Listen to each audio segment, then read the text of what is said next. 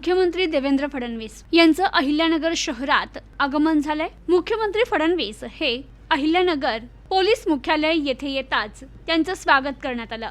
पुण्यश्लोक अहिल्यादेवी होळकर यांचं जन्मस्थळ असलेल्या जामखेड तालुक्यातील चौंडी येथे विधिमंडळाची बैठक आयोजित करण्यात आली होती।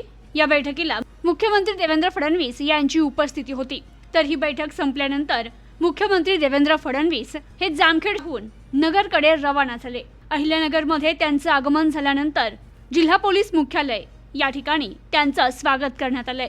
तर मुख्यमंत्री देवेंद्र फडणवीस हे अहिल्यानगर जिल्हा पोलीस मुख्यालय येथून आमदार संग्राम जगताप यांच्या निवासस्थानी जाणार आहे आणि माजी आमदार स्वर्गीय अरुणकाका जगताप यांचं निधन झाल्याने मुख्यमंत्री देवेंद्र फडणवीस हे जगताप कुटुंबियांची भेट घेऊन जगताप कुटुंबियांची सांत्वनपर भेट घेणार आहे आणि त्यानंतर त्यांच्या पुढील नियोजित कार्यक्रमास ते रवाना होतील।